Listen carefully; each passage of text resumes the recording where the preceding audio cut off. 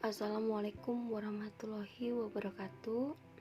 Perkenalkan, nama saya Lasti Ika Andriana, NPM 197555022 dari program studi D4 Akuntansi Perpajakan.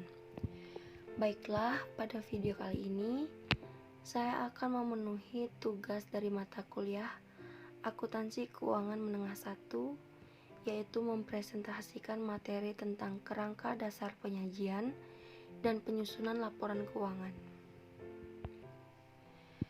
Perkembangan IFRS dan IASB, Standar Akuntansi Internasional atau International Financial Reporting Standard, atau disebut dengan IFRS, sebelumnya bernama International Accounting Standard atau IAS. IAS disusun oleh International Accounting Standard Committee atau IASC, organisasi pendahulu dari IASB. IASC didirikan pada Juni 1973 yang merupakan kesepakatan dari lembaga akuntansi nasional yang mewakili 10 negara, yaitu Australia, Jerman, Jepang, Meksiko, Belanda, Inggris, Irlandia, Kanada, Prancis, dan Amerika Serikat. IASC berkembang dan terakhir memiliki anggota 143 lembaga akuntansi yang mempresentasikan lebih dari 2 juta akuntan pada tahun 1995. IASC menyelesaikan penyusunan satu set standar akuntansi komprehensif. Pada tahun 2001, IASC berganti menjadi IASB. Semua IAS yang telah diterbitkan diadopsi IASB. Standar baru yang diterbitkan oleh IASB diberi nama IFRS. Dengan demikian, IFRS meliputi semua IAS termasuk juga interpretasi standar yang dikeluarkan oleh Standing Interpretation Committee atau SIC dan International Financing Reporting Interpretation Committee atau IFRIX. Tujuan dari IASB yang pertama, untuk mengembangkan satu set standar akuntansi yang berkualitas tinggi yang dapat dipahami dan diterapkan secara internasional yang diperlukan sebagai prasyarat dihasilkannya laporan keuangan dan laporan keuangan lain yang berkualitas, transparan, dan dapat dibandingkan untuk membantu pemakai laporan keuangan dan partisipan dari berbagai pasar modal seluruh dunia mengambil keputusan ekonomi. Yang kedua, untuk mempromosikan penggunaan standar kepada para pengguna. Ketiga, untuk bekerja sama dengan Dewan Standar Nasional dari berbagai negara untuk melakukan konvergensi dan menjadikan IFRS sebagai standar akuntansi yang berkualitas. Uni Eropa mewajibkan semua entitas yang terdaftar di pasar modal seluruh negara Uni Eropa menggunakan IFRS pada tahun 2005. Negara-negara lain menyusul menggunakan IFRS sebagai standar akuntansi yang berlaku di negaranya. Sebagian besar kewajiban untuk menyusun laporan keuangan berdasarkan IFRS hanya diperuntukkan untuk entitas yang memiliki akuntabilitas signifikan, yaitu entitas yang menjual surat berharganya di pasar modal atau entitas fidusia. Untuk entitas lain menggunakan standar lokal atau menggunakan IFRS for SME. Standar akuntansi disusun melalui proses yang dilaksanakan secara transparan dan akuntabel. Proses tersebut disebut sebagai dua proses yang memiliki komponen Dewan Standar yang independen, proses pengembangan standar yang teliti dan sistematis, bekerja sama dengan investor regulator, pelaku bisnis utama, profesi akuntan global, dan setiap tahapan proses berusaha untuk melakukan kolaborasi dengan komunitas Dewan Penyusun Standar. Proses konvergensi antara USGAAP dan IFRS saat ini sedang berlangsung.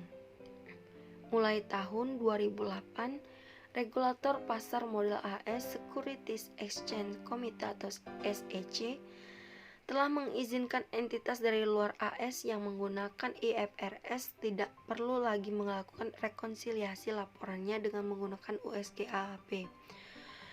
Pada tahun 2002 dibuat kesepakatan di antara IASB dan VASB yang tertuang dalam Norwalk Agreement. Isi kesepakatan tersebut adalah kedua lembaga berkomitmen untuk melakukan konvergensi IFRS dengan USGAAP. Kesepakatan tersebut ditindaklanjuti dengan membuat proyek bersama untuk menghilangkan perbedaan antara IFRS dan USGAAP. Negara-negara yang bergabung dalam G20 telah mengeluarkan kesepakatan untuk membentuk satu set standar akuntansi global yang berkualitas. Kerjasama antara IASB dan VASB diharapkan dapat menghasilkan kesepakatan satu set standar yang berlaku secara global. Sebagai standar global, IASB menerima masukan dari berbagai pihak dalam rangka meningkatkan kualitas standar akuntansi dengan standar akuntansi di masing-masing negara. Dapat memberikan masukan berupa revisi standar maupun pengusulan standar baru. Salah satu peran organisasi regional penyusun standar atau standar setter adalah memberikan masukan kepada IASB dalam pengembangan standarnya.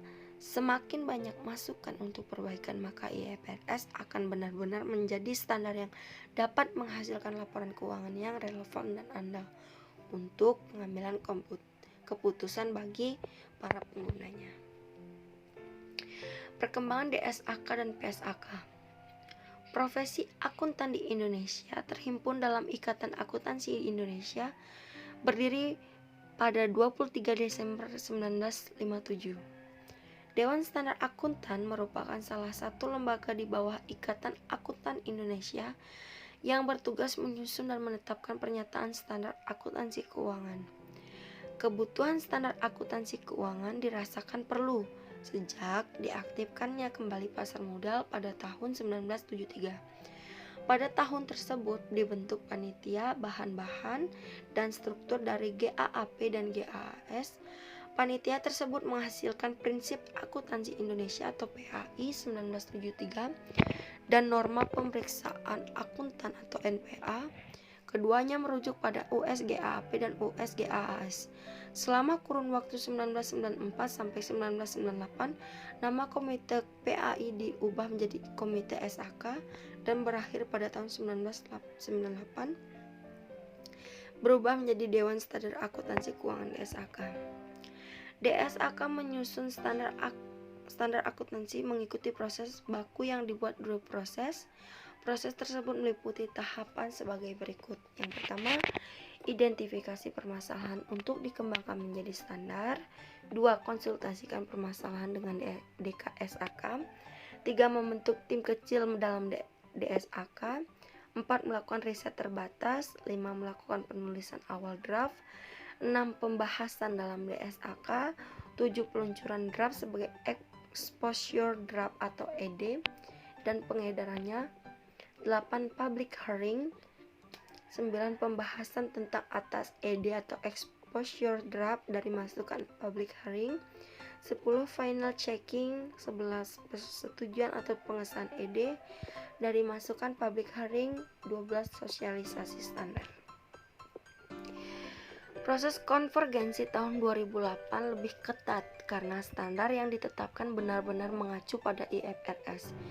Jika terdapat pengecualian, DSAK harus mengkaji dan memberikan alasan mengapa pengecualian tersebut diperlukan. Proses konvergensi tersebut mengharuskan DSAK melakukan proses pengembangan dengan 3 kategori, yaitu yang pertama, merevisi standar akuntansi yang telah ada untuk disesuaikan dengan pengaturan sesuai IFRS terbaru. Yang kedua, menambahkan standar baru yang sebelumnya belum diatur dalam PSAK. Yang tiga, mencabut PSAK yang tidak ada standarnya dalam IFRS. Kerangka dasar penyajian dan penyusunan laporan keuangan. Kerangka konseptual digunakan sebagai pedoman penyusunan standar di masa mendatang dan sebagai pedoman dalam menyelesaikan permasalahan akuntansi yang belum diatur dalam standar yang telah ada. Kerangka konseptual ditujukan untuk yang pertama, penyusunan standar akuntansi keuangan dalam pelaksanaan tugasnya. Yang kedua, penyusunan laporan keuangan untuk menanggulangi masalah akuntansi. yang belum diatur dalam standar akuntansi keuangan. Ketiga, auditor dalam memberikan pendapat mengenai apakah laporan keuangan disusun sesuai dengan prinsip akuntansi yang berlaku. 4. Para pemakai dalam menafsirkan informasi yang disajikan dalam laporan keuangan. Kerangka konseptual menurut PSAK terdiri dari yang pertama penggunaan laporan keuangan, 2. Tujuan laporan keuangan, 3. Asumsi dasar, 4. Karakteristik kualitatif, 5. Konsep pengakuan dan pengukuran unsur laporan keuangan, 6. Konsep pemeliharaan modal. Kerangka konseptual menjadi dasar penyusunan laporan keuangan untuk tujuan umum atau General Purpose Financial Statement, termasuk laporan keuangan consolidation. Laporan keuangan disusun sekurang-kurangnya 1 tahun sekali. Laporan keuangan merupakan bagian dari proses pelaporan keuangan dalam satu entitas. Kerangka konseptual ini berlaku untuk semua jenis entitas komersial, baik sektor publik maupun sektor swasta, kecuali instansi pemerintah yang mengacu kepada standar akuntansi pemerintah dan etap mengacu pada SAK etap. Pengguna laporan keuangan. Selain sebagai alat pertanggungjawaban, informasi keuangan diperlukan sebagai dasar pengambilan keputusan ekonomi. Pengambilan keputusan ekonomi adalah keputusan yang dilakukan secara sadar untuk menetapkan sesuatu atas dasar data dalam bidang bisnis. Menurut Darsono dan Asari 2005 11-12, pengguna laporan keuangan adalah kebutuhan informasi keuangan dapat dikelompokkan sebagai berikut. Yang pertama, investor atau pemilik. Jadi, pemilik perusahaan menanggung risiko atas harta yang ditempatkan pada perusahaan. Pemilik membutuhkan informasi untuk menilai apakah perusahaan memiliki kemampuan dalam membayar dividen. Bagi calon pemilik, laporan keuangan dapat memberikan informasi mengenai kemungkinan penempatan investasi dalam perusahaannya. Lalu yang kedua ada pemberi pinjaman atau kreditur. Pemberi pinjaman membutuhkan informasi keuangan guna memutuskan pemberi pinjaman dan melihat kemampuan perusahaan membayar angsuran pokok beserta bunganya atau margin, keuntungan beserta bagi hasilnya pada saat jatuh tempo. Lalu ada pemasok atau kreditur usaha lainnya. Pemasok memerlukan informasi keuangan untuk menentukan besarnya penjualan kredit yang diberikan kepada perusahaan pembeli dan kemampuan membayar pada saat jatuh tempo. Lalu ada pelanggan. Dalam beberapa situasi, pelanggan sering membuat kontrak jangka panjang dengan perusahaan sehingga perlu informasi mengenai kesehatan keuangan perusahaan yang akan melakukan kerjasama. Lalu ada karyawan. Karyawan dan serikat buruh memerlukan informasi keuangan guna menilai kemampuan perusahaan untuk mendatangkan laba dan stabilitas usahanya. Dalam hal ini, karyawan membutuhkan informasi untuk menilai kelangsungan hidup perusahaan sebagai tempat menggantungkan hidupnya. Lalu pemerintah. Informasi keuangan bagi pemerintah ini digunakan untuk menentukan kebijakan dalam bidang ekonomi, misalnya alokasi sumber daya, UMR, pajak, pungutan, serta bantuan. Lalu yang terakhir ada masyarakat. Laporan keuangan dapat digunakan pada masyarakat untuk bahan ajar, analisis, serta informasi tren dan kemakmuran.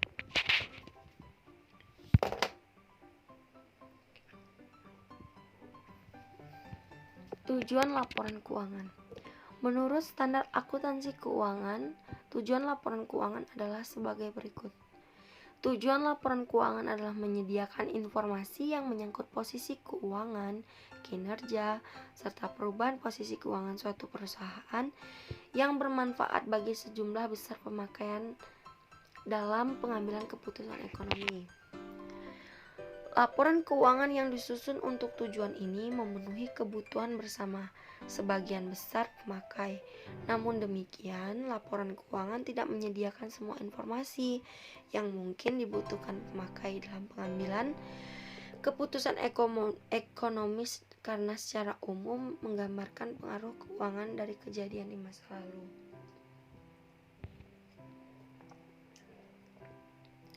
Laporan keuangan juga menunjukkan apa yang telah dilakukan manajemen atau stewardship atau pertanggungjawaban manajemen atas sumber daya yang dipercayakan kepadanya.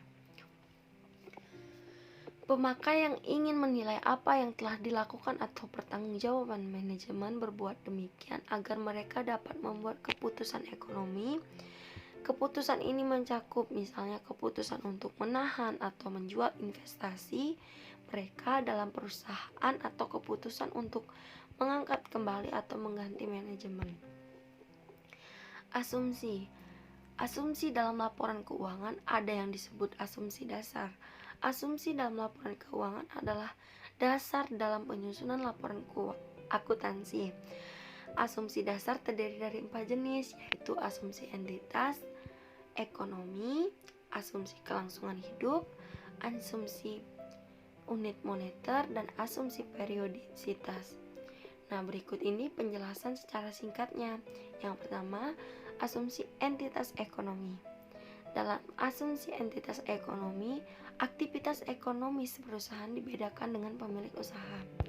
Lalu yang kedua, asumsi kelangsungan hidup.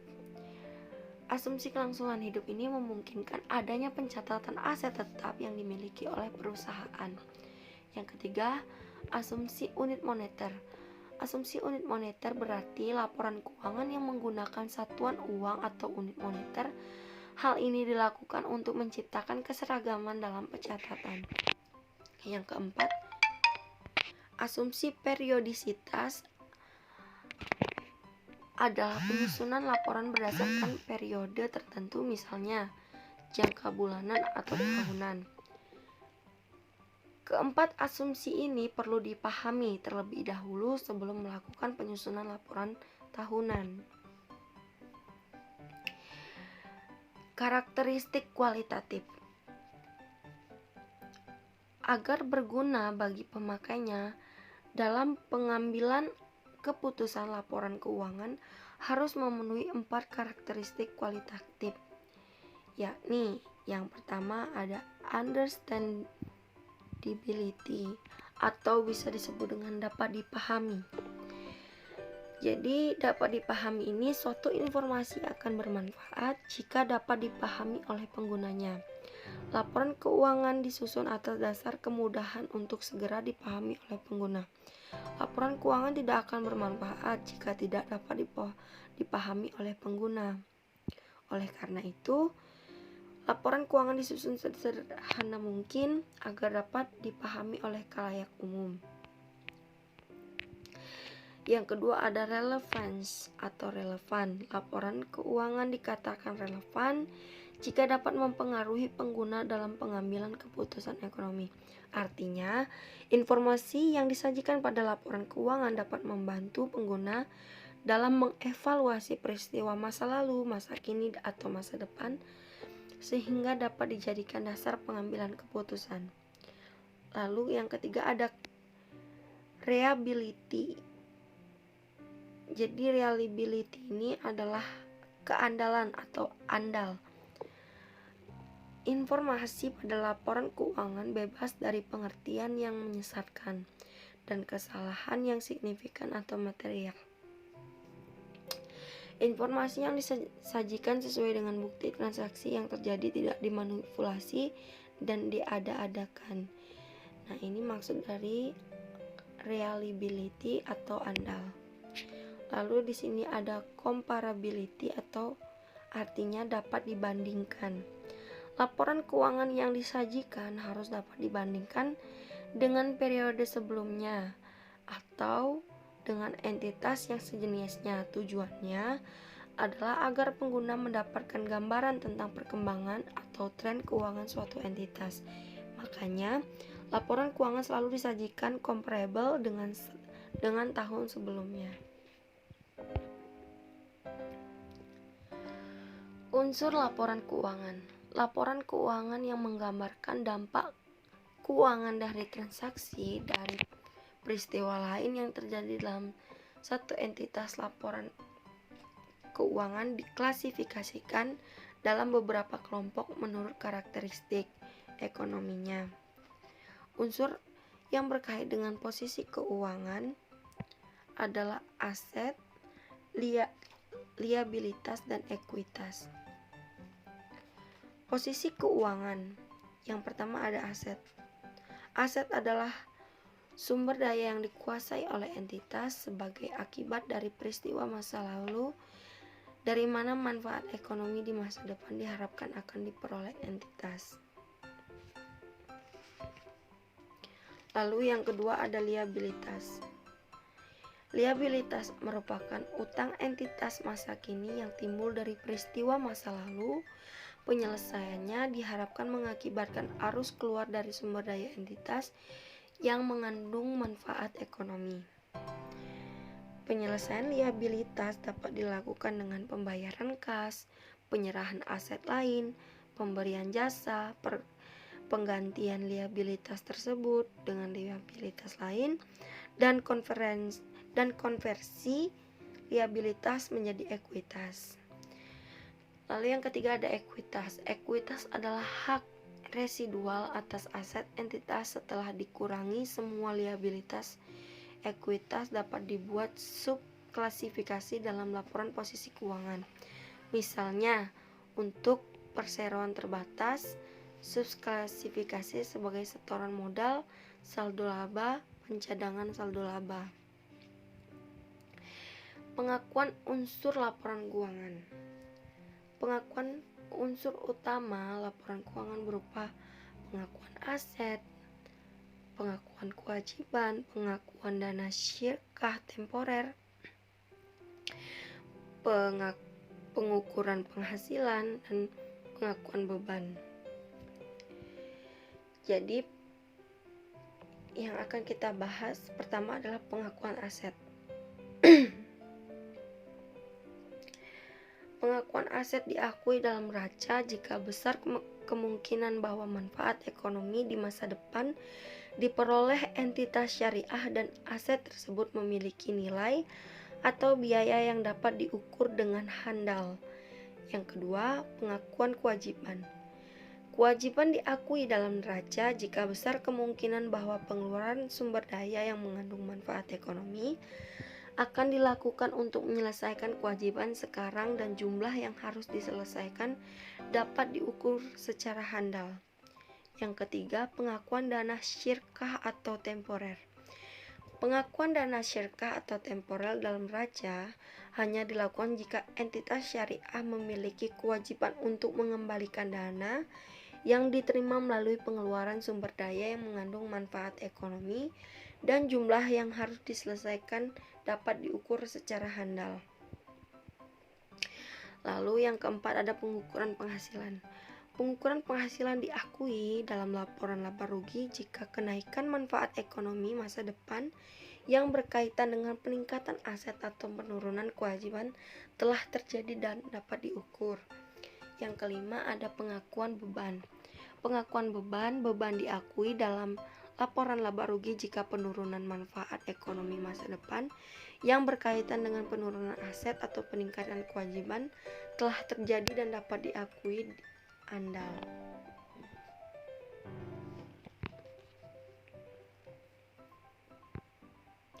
Pengukuran unsur-unsur laporan keuangan.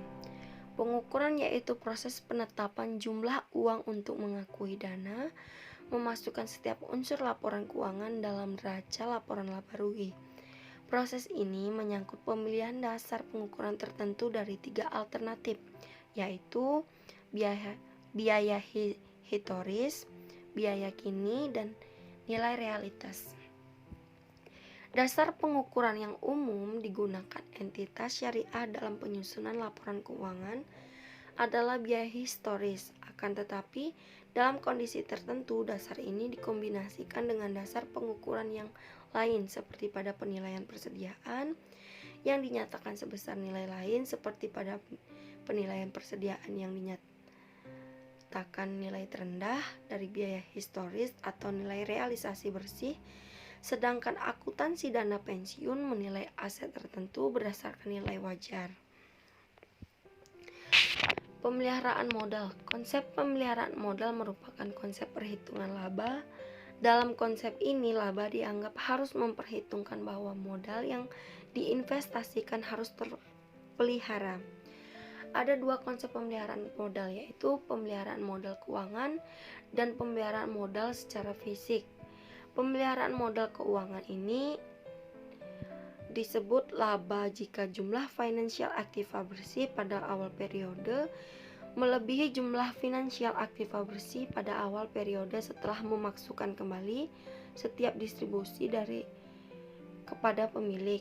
Pengukuran keuangan aktiva bersih dapat dilakukan melalui nilai nominal atau dalam satuan daya belinya. Pemeliharaan modal fisik. Menurut konsep ini hanya bisa disebut laba jika kapasitas produksi fisik atau kemampuan usaha fisik pada akhir periode melebihi kapasitas produktif fisik pada awal periode setelah memasukkan kembali distribusi kepada pemilik selama periode itu. Konsep ini muncul dalam praktik akuntansi karena modal itu harus dapat dipelihara yang dapat dinilai dari kemampuan usaha atau kapasitas produksi. Perubahan kerangka konseptual atau konvergensi IFRS. Perubahan kerangka konseptual konvergensi IFRS. IASB saat ini sedang merumuskan kerangka konseptual IFRS baru hasil konvergensi antara IASB dan PASB. Ada beberapa perubahan dalam kerangka konseptual yang baru dibandingkan dengan saat ini diadopsi di Indonesia.